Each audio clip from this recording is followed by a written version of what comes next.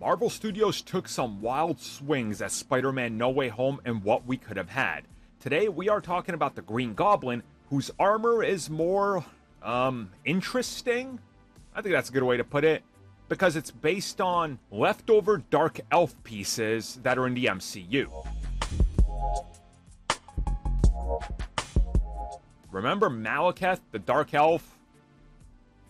Yeah, I thought so. Anyway, let's talk about Green Goblin. Obviously, we know Marvel Studios went through tons of designs in terms of what could Norman Osborn in the MCU look like, especially what would the MCU armor look like had they incorporated more of the MCU pieces. So it's interesting that now we're talking about, well, before we get to the pure Dark Elf one, let's talk about this one, which definitely is an interpretation. You can see that what they were going for is more or less the same design with the suit, but the face piece, the helmet's gone. It's more Willem Dafoe's face, so you can clearly tell. I really don't like this at all. This design to me, like, mainly the mask, I do not like it. But on the other side of do not like it is I'm indifferent to this one.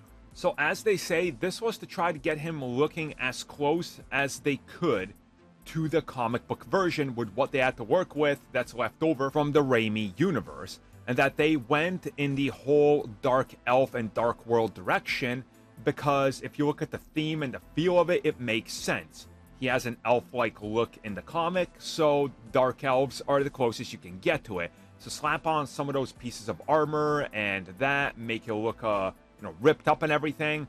The ears on the mask, the hood, and you kind of got the Green Goblin.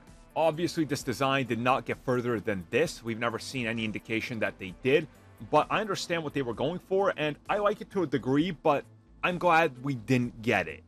I don't think this honestly would have fit the film as good as some of the other designs, like, for example, the Iron Man armor slapped on top of it and all that.